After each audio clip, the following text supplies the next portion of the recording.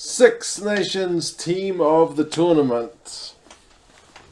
Yeah, I've picked 15 of the best players from the tournament. I've even added a bench of 8 as well. Whenever you pick a team of the tournament, you're going to leave some guys out. There's no way around it, but I've made a pick. It's just my pick. Do let me know yours when I'm done. If you've seen my videos before, you'll know I pick a lot of these players based on like the week by week videos anyway, largely on stats. No stats this week.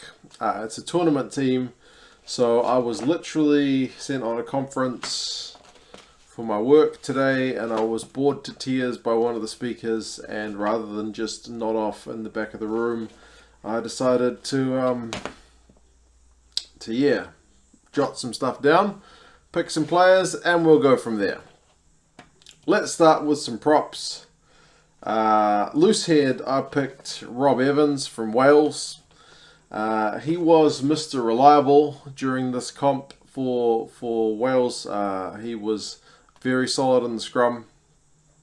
He was tidy around the park and not really conceding a whole lot of penalties from memory. So yeah, a very reliable guy. Like I said in the game against Ireland, he took on perhaps the best tight head in the world and still came out pretty good. So that kind of speaks to what kind of player he is. So good tournament from him. For tight head, I have gone with Kyle Sinclair. I know not everybody likes him. He is a very good ball handler for a prop. Like we often talk about the All Blacks props being able to do some pretty slick moves. And which game was it where Moody did a really sweet offload? Was it during the World Cup? I don't remember. But yeah, Sinclair's got that, no doubt about it. So he's a very good ball handling prop. He could have been a back if he had a different physique. But he is still made for scrummaging as well. He's been good there. And sometimes when he's gone off, England have looked worse without him in the lineup. So Evans and Sinclair are my two props. In terms of reserves, I won't spend too much time with them, but I picked Alan Dell. Nobody else is going to pick him. I just love his tackles. And I picked Thomas Francis. He is also a very, very reliable guy alongside Evans, so they make a pretty good prop pairing. In terms of the other front row, I've gone with my hookers. I've gone with Jamie George from England starting.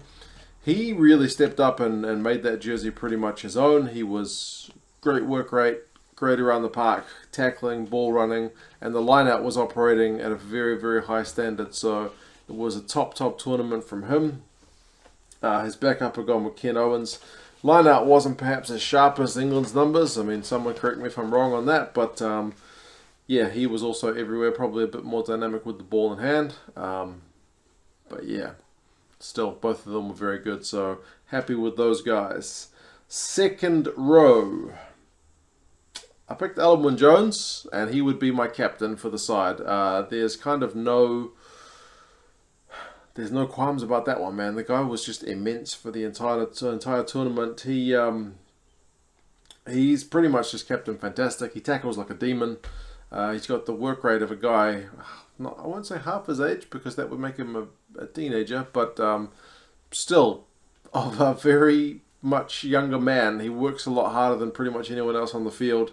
And he knows the right way to talk to the ref without getting himself or his team into more trouble, and without kind of coming across like smarmy or like some other captains. They just don't have that knack.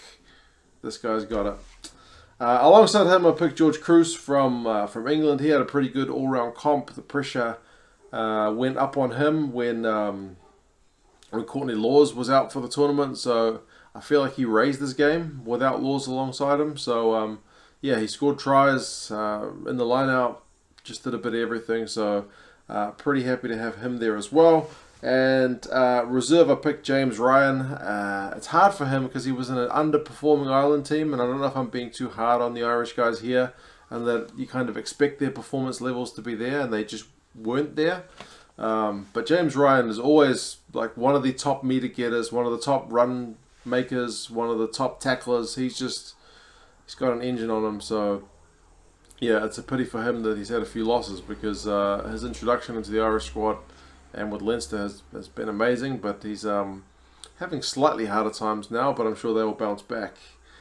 Into the back rowers, number 6, I've picked Josh Navidi. He's been one of the most outstanding players of the comp for me. He's got, again, a great work rate. He tackles like crazy. He wasn't able to get as many run meters as he would have liked, but that was just the way Wales were playing. They were controlling games without the ball for large periods. He was getting turnovers. He was holding guys up. He was just one of the kind of everywhere guys and a very key cog in that Welsh Grand Slam. On the open side, I picked Tom Curry from England. He had a really good comp. Like, there's been talk about him for a wee while about is he going to be the solution to England's open side problem, and I think you can probably now pretty safely go yes, because yeah, he was top class. I mean, people would argue that he fell off away a bit, like towards the end, like maybe the Scotland game is an example. Maybe you can only make so many tackles in a game before you start to get tired, but the guy made a ton of tackles. He's a threat at the breakdown, which is a genuine thing for England to have now, so very welcome addition to that squad. And number 8, I've picked Bram Steyn. He kind of floated between 6 and 8 throughout the tournament, but I know I'm going to get grief about picking him ahead of some other big names. I realise that. That's fine. But because he plays for Italy, he doesn't get the cred that he deserves. He had loads of run meters. He had loads of tackle busts, loads of tackles. He just did everything really well. It just sucks that he plays for a team that has lost like 22 games in a row in the Six Nations. So if he was playing for a better team, he would get more cred, that's for sure. But yeah, I thought he did a little bit of everything. Him and Rutzer in the second row were kind of impressive for the Italians. So yeah, I put him there as my number 8. He even got line-out steals and stuff, so he just did a wee bit of everything to hopefully douse a little bit of the negativity I'll get. I put Billy Vunipola there as my backup loose forward. Imagine that guy coming on late, devastating runner. You can move Bram Steyn to 6, or Navidi's there as well, so he can move around. So you got options in that back row. So that's my forwards for the Six Nations. I did watch every game except for the Italy-France one, which I only saw highlights, but all the other games I watched in full. So this is, again, no stats. It's all just kind of from memory and from the heart. So yeah, it's not going to be perfect. But anyway, scrum half into the backs. I picked Antoine Dupont from France. I got grief about picking him in one of my teams of the week because they said the game against Ireland, because they said he didn't do much, but they didn't have much ball. So I thought he did alright from what little ball he had. He kind of seemed to make France better when he played for them. It seems like him and Ntamak will be the 9-10 combo going forward, and I think that's probably a good thing because yeah, they did seem to be better when he was running the show with Ntamak outside him. So yeah, he scores tries, he sets up plays, he runs the ball a fair bit, he tackles well. So yep, I'm pretty happy with him there. And there was no real super outstanding 9 I felt in the tournament. Like sometimes you get a 9 who just absolutely makes a difference. Didn't think there was one this tournament. Could be wrong. I picked Ben Youngs as my backup because that guy's kicks were pretty much spot on and were a large part of what England were doing as well alongside Farrell. So those are my 9s. 10, I gone with Finn Russell. Could have gone with several guys here, but yeah, I went with Russell because he kind of, like with the effect that Dupont has on France, he has a similar effect on Scotland. He is a very, very good player, creative genius, sets up a lot of what they're doing, and Scotland just looks so much better with him. Do you remember the game where he didn't play? Was it against France? And they played, I think it was Horn at 10. Wasn't pretty. So when Finn Russell is playing, Scotland's chance of winning, you feel like, increases quite a lot. It's a pity that Scotland had so many injuries during the Six Nations because yeah, that definitely hampered their efforts.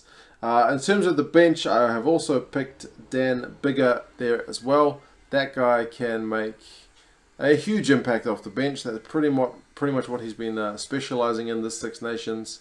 But I couldn't quite give him the starting jersey because a lot of the times he did come off the bench. But still happy with that combo.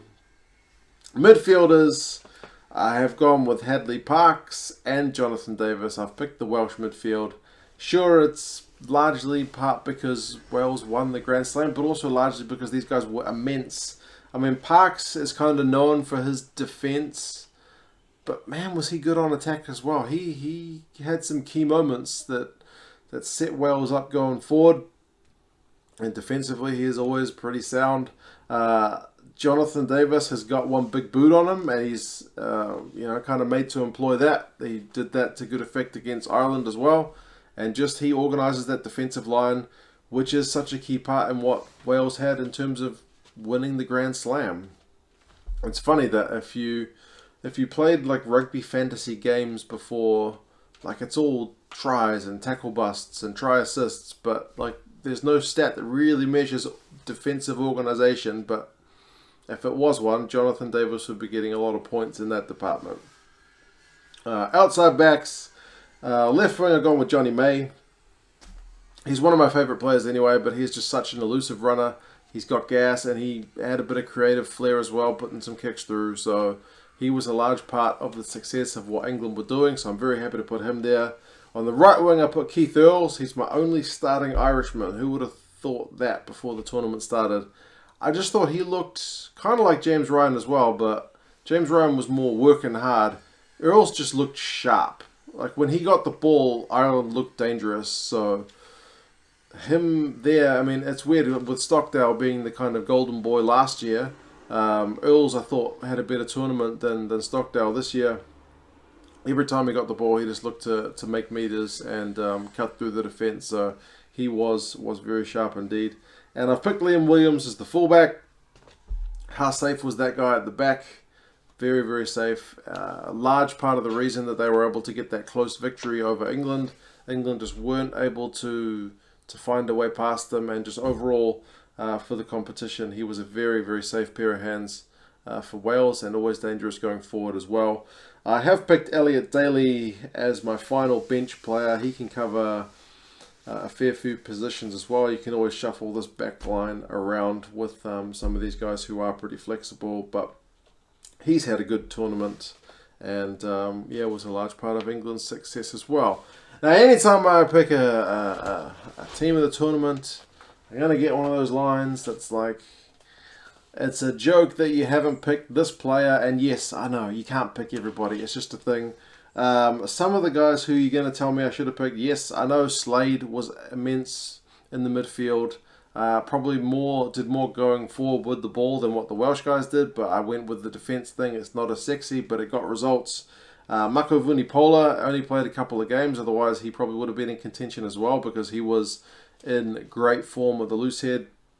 Noel, Tuilangi, Farrell, all these guys had big tournaments. Farrell, I think, got found out a little bit in a couple of games.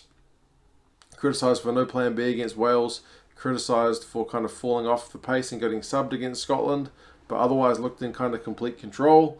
Lambe from France. That guy was everywhere, just making tons of tackles as well. Graham for Scotland was cutting people to bits. So it's I guess, fun to see that guy in good form. I mean, Scotland had that many injuries. You could have said Hogg, but he didn't really play much. And, Kinghorn, I think, got injured, or he got found out a couple of times defensively. Watson didn't play the whole comp, but he looked good when he came back. Even Italians like Giraldini and Tibaldi looked pretty good. O'Mahony, some people said, for Ireland, but I guess I might be judging O'Mahony by this kind of top Ireland standards. I don't know. Anyway, I picked 23 players. It's not going to be the same as anybody else's.